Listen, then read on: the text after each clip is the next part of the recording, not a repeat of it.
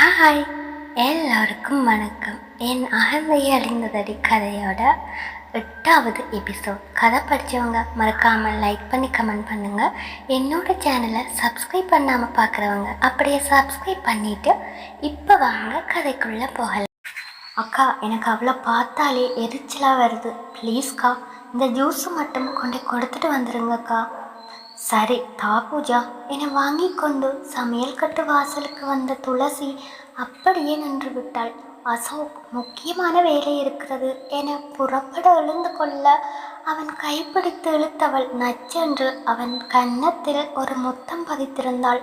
அதை பார்த்த துளசி சட்டென தன் தலையை குனிந்து கொண்டாள். துளசி பார்த்ததைத்தான் முதலில் கண்டான் அசோக். அசோக்கிற்கு முகம் கருத்து போய்விட்டது. என்ன மிருதா செய்கிற? சே, நீ இப்படி நடந்துப்பன்னு நான் கொஞ்சம் கூட நினைக்கல. கல்யாணத்துக்கு முன்னமே இப்படி நடந்துப்பாங்களா? அதுவும் வீட்டில் வயசு பொண்ணுங்க இருக்கப்போ என பொறிந்து விழுந்தான் அசோக். அவள் கையை உதறியவன் எழுந்து கொள்ள, அசோக், நான் உங்களோட வைஃப் ஆக போகிறவள். எனக்கு இந்த அளவு கூட உரிமை இல்லையா என அவள் வினவ அவன் அமைதியாகிவிட்டான். ஆனால் உள்ளுக்குள் அவன் பட்ட பாடு அவனுக்கு மட்டுமே தெரியும்.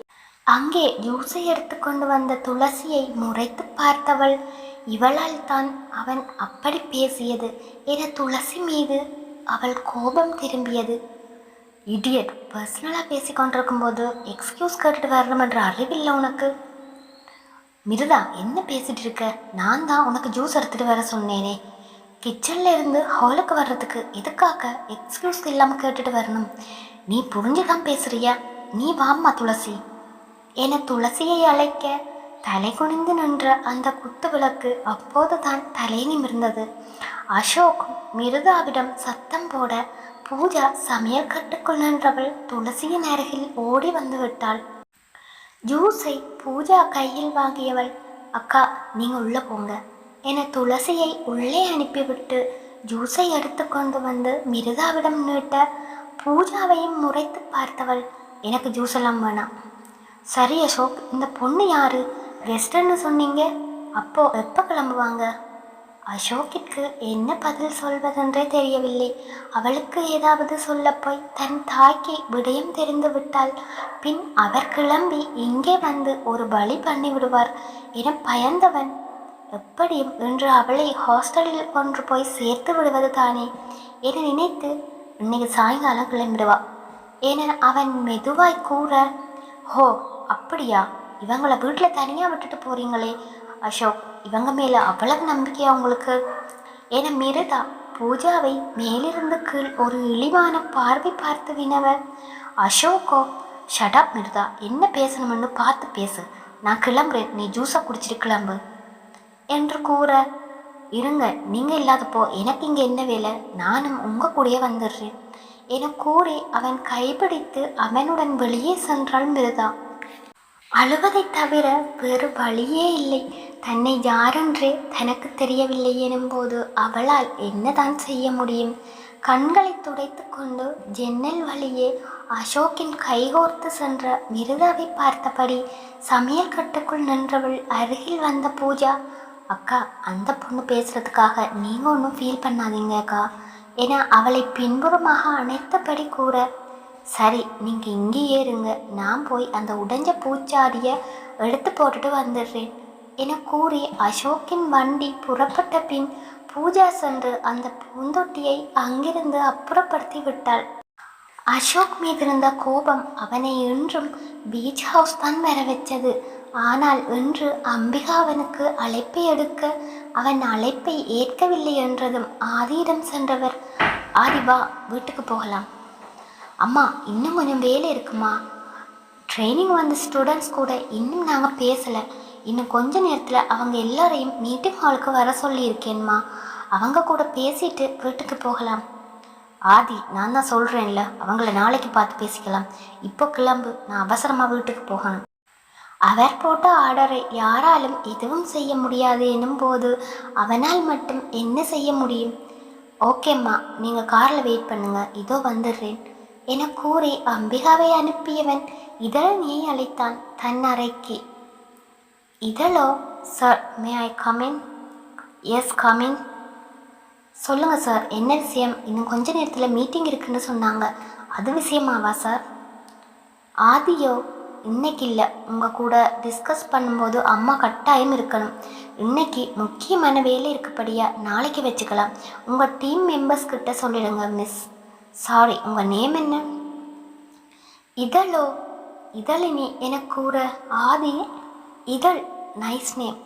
அவன் கூறும்போதே அவனை பார்க்காது முகத்தை வேறு பக்கமாய் திருப்பியவள் ஓகே சார், தேங்க்யூ என கூறிவிட்டு அங்கிருந்து சென்று விட்டாள். அவளையே கண்ணிமைக்காமல் பார்த்தவன் மனதில் ஒருவித ஆச்சரியம். தான் சென்று பேச மாட்டானா என இந்த ஹாஸ்பிட்டலில் ஏன் இதழுடன் வந்த பெண்களே இவன் எங்கே போகிறான், என்ன செய்கிறான் என அவன் பின்னாலே சுற்றும்போது இவள் மட்டும் அதிசயமாய் அவனை நிமிர்ந்து கூட பார்க்கவில்லை. அவனே சென்று பேசினாலும் ஒரு வார்த்தை அது கூட இல்லாமல் மௌனமாய் விலத்தி சென்றதும் அவள் யாரென தெரிந்து கொள்ள அவன் மனம் துடித்தது. அவளை பொறுத்தவரை படிப்பு மட்டுமே முக்கியம். வேறு எதிலும் தன்னை திசை திருப்பக்கூடாது. அதிலும் அவள் தந்தை திரும்ப திரும்ப கூறி அனுப்பியது அவள் மனதில் வந்து வந்து போனது. நேற்று அம்பிகா அழைத்ததால் அவள் சமையலை அவன் சாப்பிடவில்லை. நல்லதாய் போய்விட்டது. ஆனால் இன்று என்ன நடக்கப் போகிறதோ என பதட்டம், அதைவிட பயம். சாப்பாடு நல்லா இல்லை என தன்னை என்னவெல்லாம் பேசப் போகிறானோ என ஹாலில் குறுக்கும் நடுக்கும் நடந்து கொண்டிருந்தாள். நேரம் 4 மணியை கடக்க அவள் அடி வயிற்றில் ஒரு நெருப்பு பந்து சுழல ஆரம்பித்தது. அம்மா, என்னம்மா, ஐயாவுக்காக காத்துட்டு இருக்கீங்களா என மரகதம் கயலருகில் வந்து வினவ, அக்கா எல்லாம் தெரிஞ்சு நீங்க இப்படி பேசுறீங்களே. மரகதம் கயலுடன் நன்றாகவே ஒட்டி கொண்டாள். கயல் சமையலை செய்யும் போது அருகிலேயே இருந்து அனைத்தையும் சொல்லி கொடுத்தாள். அவளுக்கும் இந்த வீட்டில் இருக்கும் ஒரே ஒரு ஆறுதல் மரகதம் மட்டும்தான் எனும் போது அவளிடம் மனம் விட்டு பேசத் தொடங்கினாள் கயல்விழி. மரகதமோ, சரிம்மா, ஐயா வர லேட்டாகும், நீங்கள் போய் கொஞ்சம் ரெஸ்ட் எடுங்க.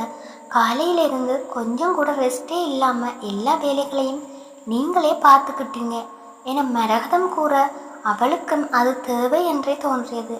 கயல்விழியோ, சரிக்கா, நான் போய் ரூமில் இருக்கேன். அவளுக்கும் கால்வலி உயிர் போனது.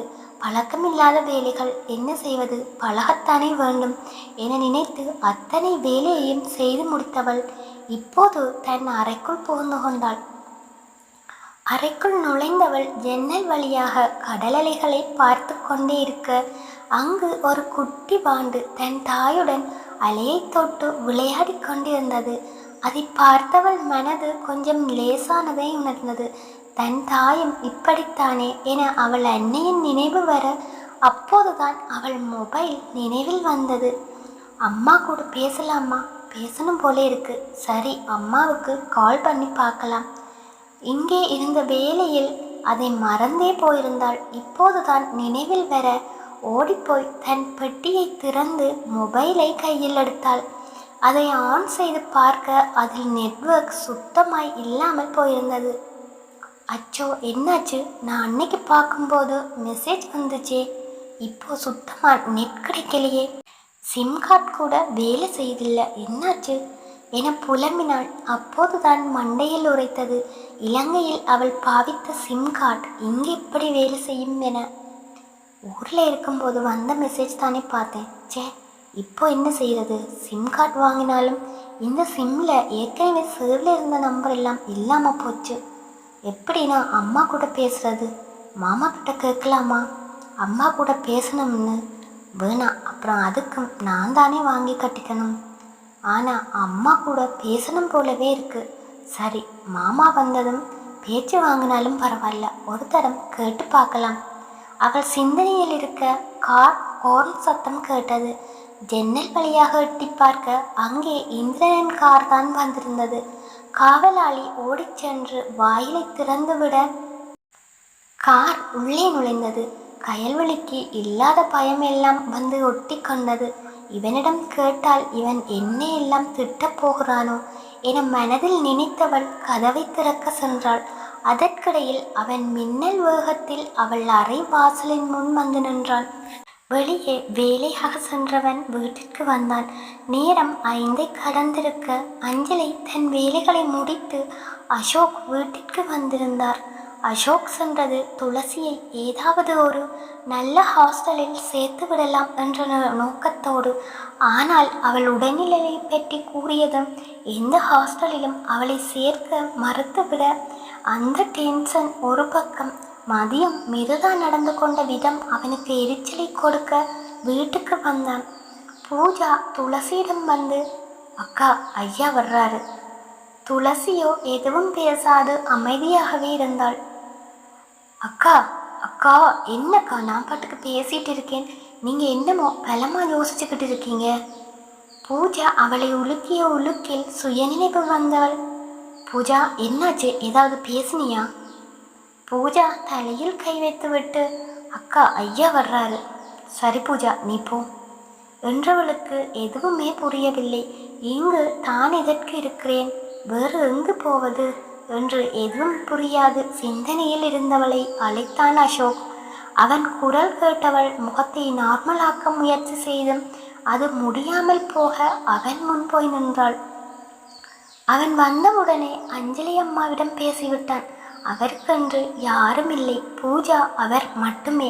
சிறிய ஓட்டு வீட்டில் தனியாக வசிக்கின்றனர். துளசியின் நிலையை அவருக்கு எடுத்துரைத்து அவளுக்கு நினைவு வரும் வரை அல்லது அவளை நல்லதொரு ஹாஸ்டலில் சேர்க்கும் வரை அவர்கள் இருவரையும் இங்கேயே இருக்கும்படி கூறியிருந்தான். அவரும் அதற்கு சம்மதம் கூறியிருந்தார். அஞ்சலியோ, ஐயா நாங்கள் போய் எங்கள் துணிமணிகள் எடுத்துகிட்டு வர்றோம். சரி சீக்கிரம் வந்துடுங்க, நான் வெளியே போக வேண்டிய வேலை இருக்குது. நீங்கள் செய்கிற உதவிக்கு நன்றிம்மா. என்னையா பெரிய வார்த்தையெல்லாம் பேசிகிட்டு இருக்கீங்க? இந்த பொண்ணு வயசில் எனக்கும் ஒரு பொண்ணு இருக்குது. நீங்கள் எதுக்காக எங்களை இங்கே தங்க சொன்னீங்கன்னு எனக்கு புரியுதுங்க ஐயா. நீங்கள் ஒன்றும் கவலைப்படாதீங்க. இந்த பொண்ணுக்கு ஒரு நல்ல முடிவு வர்ற வரைக்கும் நானும் என் பொண்ணும் இங்கேயே இருக்கோம் என கூறியவர் பூஜாவை அழைத்து கொண்டு தங்கள் வீட்டிற்கு சென்றனர். அவன் முன் வந்து நின்ற துளசிக்கு ஒரு சில விடயம் நன்றாகவே புரிந்தது. தனக்காகத்தான் இவர் ஓடித் திரிகிறார் என. என்னால் இவருக்கு சிரமம் என்னை பற்றி எனக்கு எப்போ தெரிய வரும், என் வீட்டுக்கு நான் எப்போது போறது என சிந்தனையில் நின்றவள் முன் சில பைகளை நீட்டினான். அவள் என்ன என்பதை போல் பார்க்க, உனக்குத்தான் எனக்கு தெரிஞ்சதை வாங்கியிருக்கேன், உனக்கு பிடிக்கலனாலும் 2 நாளைக்கு சமாளிச்சுக்கோ, அப்புறம் பூஜா கூட போய் உனக்கு பிடிச்சதா வாங்கி வா. அவன் இந்தளவில் யோசிச்சு வாங்கி வந்ததே பெரிய விடயம். மிருதா ஷாப்பிங் செல்ல வேண்டும் என கூறும்போது மறுத்தவன் அவளுக்காக இந்தளவில் வாங்கி வந்து கொடுத்தது அவளுக்கு பெரிதாய்ப்பட்டது. அவனை பார்க்காது தலை குனிந்து நின்றவள் அவன் கொடுத்த பையை வாங்கி தன்னுடன் அணைத்து பிடித்து கொண்டாள். அசோக் தன் இடது கை பக்கம் கையை நீட்டி, இந்த ரூமில் நீ தங்கிக்கோ, பக்கத்து ரூமில் அஞ்சலி அம்மாவும் பூஜாவும் தங்கிக்கட்டும், ஏதாவது வேணும்னா தயங்காம கேளு என கூறியவன் நேற்றிலிருந்து ஒரே ஓட்டம். மிருதா வேறு இன்று கட்டாயம் ஷாப்பிங் செல்ல வேண்டும் என கூறியிருக்க அவன் தாய் வாசுகி அவளுடன் சென்று வா என கட்டாயப்படுத்த அவனும் சம்மதம் கூறியிருந்தான். கொஞ்ச நேரமாவது ஓய்வெடுப்போம் என அவன் அறைக்குள் நுழைந்து கொண்டான். அவன் செயலில் அவனை ரசித்த மனம் சட்டென நிறுத்தி கொண்டது. ஏதோ ஒரு மூலையில் அவள் மாமன் நினைவு பெற அந்த முகத்தை தன் நினைவில் கொண்டு வர முயற்சித்தவள் தோற்று போனாள்.